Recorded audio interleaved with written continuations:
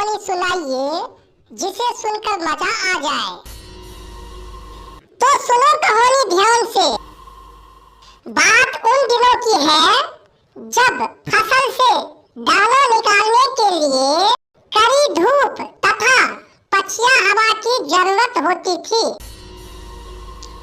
फसल की दौनी बैलों की सहायता से किए जाते थे। आजकल तो बड़े बड़े थ्रेशरों की मदद से फसल की दौनी किए जाते हैं। दादी जी, तब तो बड़ी कठिनाई होती होगी। हाँ बच्चों, कभी धूप नहीं निकलते तो कभी वर्षा हो जाती तो कभी पूर्वी हवा चलने लगती। तब फसल में नमी के कारण फसल की दौनी नहीं हो पाती थी। दादी जी आगे कहानी सुनाइए। बच्चों, मोहनपुर में रघु बाबा नाम के एक धनी किसान था। उन्होंने अपने फसल कटवाकर खलिहान में जमा करा दिया था। पूर्वी हवा बह रही थी, पछिया हवा के इंतजार था। रघु बाबा ने सोचा कि पछिया हवा बहने में 10 से 15 दिन लग जाएंगे। इस बीच वे तीर्थ यात्रा क्यों न कर ले। ऐसा सोचकर उन्होंने गांव के ही एक गरीब और अकेले रहने वाले मजदूर शिवन को बुलाया और समझाया कि तुम खलिहान में ही सोना और फसल की रखवाली करना। मैं तीर्थ यात्रा से जितने दिन बाद आऊंगा, प्रतिदिन 5 किलो गेहूं के हिसाब से गेहूं तुम्हें मजदूरी में दे देंगे। शिवन भी खुश हो गया। दिन भर दूसरे काम करते और रात में खलिहान में सोने के बदले उन्हें मुफ्त में ही गेहूं मिल जाएगा। शिवन सहमत हो गया। रघु बाबा तीर्थ के लिए निकल गए। रात में शिवन खाना खाकर खलिहान में बने एक झोपड़े में सो गया। उसे बीड़ी पीने की आदत थी। गलती से बीड़ी की चिंगारी से झोपड़ी में आग लग गई। फिर तो पूरे खलिहान में आग पकड़ लिया और शिवन उस आग में जलकर मर गया। पूरे गांव में खबर फैल गई कि रघु बाबा जलकर मर गए। Oh, no. रघु बाबा के बेटे ने अपने पिता के श्राद्ध कर्म किए, भव्य भोज के आयोजन किए। आस पास के गांव के लोगों को भी भोज के निमंत्रण दिया गया। लोग आते, भोज खाते और भोज की बड़ाई करते हुए लोग अपने अपने गांव जाते। जिस दिन रघु बाबा के श्राद्ध का भोज चल रहा था, उसी दिन रघु बाबा तीर्थ यात्रा से लौट आए। रास्ते में दूसरे गांव के लोग भोज की बड़ाई करते हुए जा रहे थे। रघु बाबा के पूछने पर लोगों ने बताया कि वे रघु बाबा के श्राद्ध के भोज खाकर आ रहे हैं। Oh, no. क्या भव्य भोज है, जाओ तुम भी खा लेना। रघु बाबा कैसे मरे? जब यह पूछा तो लोगों ने बताया कि खलिहान में आग लगने से रघु बाबा जलकर मर गए। Oh, no. तब रघु बाबा को समझ में आया कि शिवन आग में जलकर मर गया। वे गांव की ओर चले। जब वे गांव के नजदीक पहुंचे तो उस समय घर के सामने दरी पर बैठकर भोज खा रहे थे लोग। एक व्यक्ति की नजर जब रघु बाबा पर पड़ी तो उसके घिघी बन गया। Oh, no.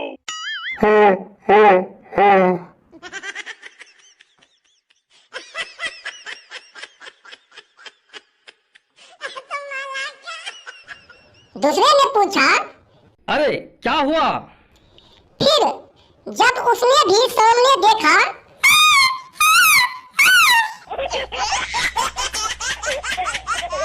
फिर तो एक एक करके सभी लोग रघु बाबा को नजदीक आते हुए देखा और डर के मारे भागने लगे।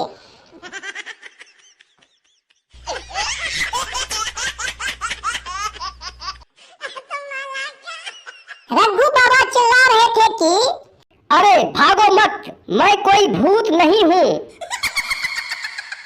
पर डरे हुए लोग सुन रहे थे कि भागो मत, मैं तुम्हें खा जाऊंगा। लोग भयभीत होकर भागने लगे और भोजन पर लात पड़ने के कारण गिरने भी लगे। लोग समझ रहे थे कि रघु बाबा जो भूत बन गया है वे उन्हें दूर से ही गिरा रहे हैं।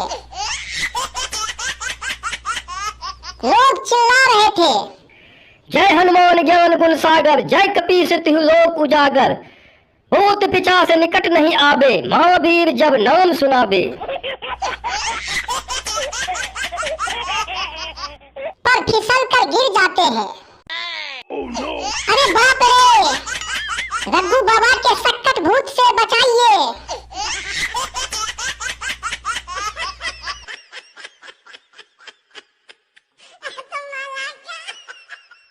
एक आदमी, काली माँ कलकत्ते वाली, तेरा बार जाए ना खाली, ओम भूर्भुव स्वाहा फू।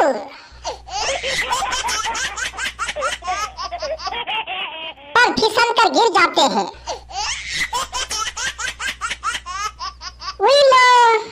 कमर टूट गई। एक औरत, हे बंसी वाले बाबा, रघु बाबा के भूत से बचाइए। लोग बेतरतीब भाग रहे थे और टकरा कर गिर भी रहे थे। उन्हें लगता था कि दूर से ही रघु बाबा के भूत उन्हें गिरा रहे हैं।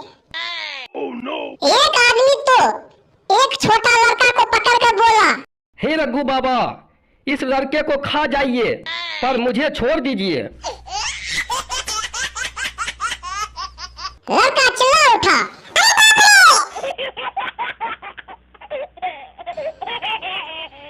लड़के के बाप गुस्से से चिल्लाया, अरे तेरी माँ की, छोड़ उसे।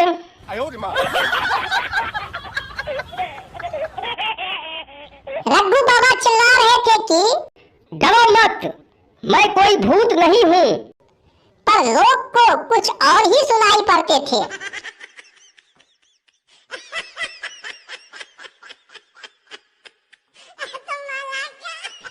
सारे लोग अपने घर में घुसकर दरवाजे बंद कर लिए और हनुमान चालीसा पढ़ रहे थे। जब कोई घर से नहीं निकले तो रघु बाबा हार कर पुनः खेत चले गए। सोचा जब माहौल शांत होगा और कोई हिम्मत करके नजदीक आएगा तो मैं उन्हें बता दूंगा कि आग में जलकर मरने वाले मैं नहीं बल्कि शिवन था। लोग खेत की ओर जाने की हिम्मत नहीं कर पा रहे थे। केशव नाम के एक नौजवान को जोर से पैखाना लग गया था। उस समय घर में पैखाना रूम नहीं बने होते थे। लोग पैखाना करने के लिए खेत में ही जाते थे। वह छिपते छिपाते एक टीला के पीछे पैखाना करने बैठ गया। रघु बाबा उसके पास आकर बोला, केशव, मैं तुम्हें सच्चाई बताना चाहता हूँ। पर डरा हुआ केशव सुना, मैं तुम्हें जल्दी से खाना चाहता हूँ।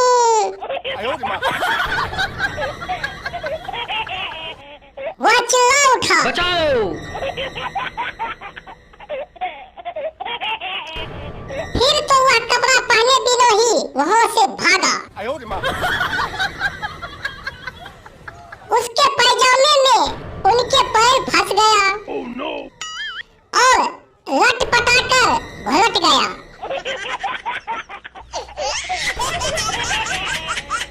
फिर क्या चिल्लाया, अरे बाप रे, अरे बचाओ, अरे मार डाला रे, अरे भूत पिशाच से निकट नहीं आबे, महावीर जब नाम सुनाबे। रघु बाबा कह रहे थे, रुको।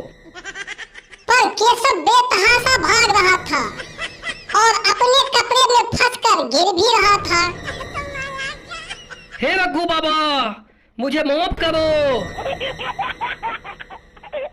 जय बजरंगबली, तोड़ दो दुश्मन की नली।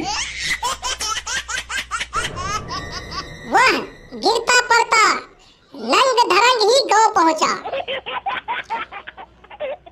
लोग उन्हें कपड़े से ढका और पानी छिड़का तो वह होश में आया।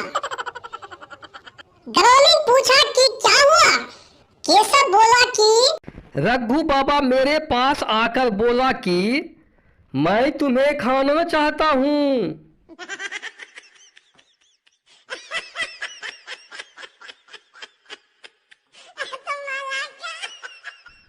मैं जान बचाकर वहां से भागा, पर दूर से ही रघु बाबा मुझे उठा उठा कर पटक रहे थे। बजरंगबली ने ही किसी तरह मुझे जान बचा लिया। अब तो गांव में चारों ओर दहशत फैल गई। लोगों को कुछ समझ में ही नहीं आ रहा था कि क्या करें। रघु बाबा के भूत की चर्चा वहां के पुलिस कप्तान के पास भी पहुंचा। वह बहादुर और आधुनिक व्यक्ति था। वह लोगों के हिम्मत बढ़ाने और लोगों के बीच भूत के अंधविश्वास को दूर करने के लिए आया था और ग्रामीण से बोला कि अरे भाई, भूत भूत कुछ नहीं होता है, डरो मत, मैं हूं ना। कहाँ है भूत? लोग खेत की ओर इशारा कर रघु बाबा को दिखाया। पुलिस कप्तान बोला कि अरे भाई, वह भूत नहीं बल्कि जिंदा आदमी है। देखो, मैं अभी इस रहस्य से पर्दा उठाता हूँ। ऐसा कहकर वे अपने घोड़े को एक खूंटे में बांध दिया और माइक पर जोर से बोला, ए रघु बाबा, मैं जानता हूँ कि आप भूत नहीं हो। कृपया अपनी सच्चाई लोगों को बताइए। रघु बाबा खुश हो गया कि अब लोगों को बता दूंगा कि मरने वाला शिवन था, मैं नहीं। मैं तीर्थ यात्रा पर गया था। वह गांव की ओर चला। यहाँ सबसे आगे पुलिस कप्तान, उसके पीछे उनके सिपाही बंदूक लेकर खड़े थे। सिपाही के पीछे गांव के नौजवान और उसके पीछे महिलाएं और बच्चे खड़े थे। रघु बाबा जब गांव से 200 मीटर दूर आया तो महिलाएं सोची कि ये मर्द लोग तो भाग जाएंगे, किंतु वे और बच्चे मारे जाएंगे। इसलिए महिलाएं और बच्चे वहां से खिसक लिए। पुलिस कप्तान कहता रहा, डरो मत, पर अब तो महिलाएं और बच्चे वहां से गायब थे। जब रघु बाबा 100 मीटर नजदीक आया तो ग्रामीण के भी हिम्मत जवाब दे दिया। सोचा कि पुलिस के पास तो बंदूक है, वे बच सकते हैं, पर हम तो निहत्थे हैं। इसलिए वे भी खिसकने लगे। पुलिस कप्तान कह रहे थे कि भागो मत, पर ग्रामीण वहां से भाग गए। अब वह पुलिस कप्तान और उसके पीछे उनके सिपाही बंदूक लेकर खड़े थे। रघु बाबा 50 मीटर नजदीक आया तो सिपाही के भी हिम्मत टूटने लगे। वह सोचा कि भूत पर तो गोली का भी कोई प्रभाव नहीं पड़ेगा। यदि वे नहीं भागे तो नाहक ही मारे जाएंगे। अतः वे वहां से खिसकने लगे। पुलिस कप्तान अपने सिपाही को हड़काया कि भागो मत, नहीं तो नौकरी से हाथ धोना पड़ जाएगा। पर सिपाही सोचा कि बचेंगे तब तो नौकरी करेंगे, मारे गए तो गए कौन से। सारे सिपाही वहां से 9, 2, 11 हो गए। अब वह पुलिस कप्तान अकेले था। अब उसे भी डर लगने लगा। वह सोचा कि क्योंकि जब इतने लोग कह रहे हैं कि रघु बाबा के भूत हैं और दूर से ही उठा उठा कर पटक रहे हैं, यदि यह बात सही हुआ तो मैं नाहक ही मारा जाऊंगा।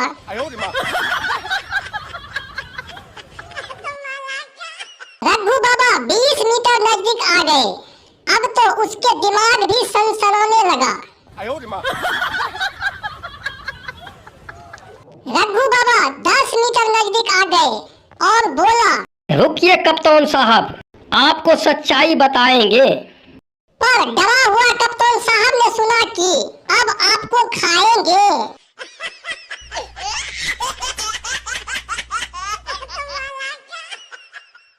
अब तो वे भी उछलकर वहां से भागे और घोड़ा पर सवार होकर घोड़े को जोर से चाबुक लगाया। घोड़ा उछला और घोड़ा सहित पुलिस कप्तान भी घोलट पलट गए, क्योंकि जल्दीबाजी में कप्तान साहब ने खूंटा से घोड़ा को खोला ही नहीं था।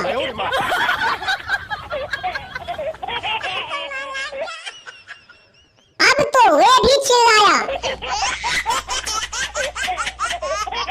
अरे बचाओ, अबे बाप रे, मार डाला रे। फिर उछलकर घोड़े पर सवार हो गया। घोड़े को चाबुक मारा तो घोड़ा उछला और रस्सी से बंधा खूंटा भी उखड़ गया। घोड़े के तेज दौड़ने से उसके पैर में बंधा खूंटा उड़कर कप्तान साहब के पीठ पर जोर से लगा। धड़ाम! कप्तान साहब भी चिल्लाया, रघु बाबा छोड़ दीजिए, मौत करिए। पर पीठ पर खूंटा तो जोर जोर से पड़ रहे थे। धड़ाम! धड़ाम! कप्तान साहब भी चिल्लाया, अरे भूत पिशाच निकट नहीं आवे, महावीर जब नाम सुनावे। पर कप्तान साहब के पीठ पर खूंटा बरसते रहे। पुलिस चौकी आते आते तो वे धड़ाम से गिरे और बेहोश हो गए।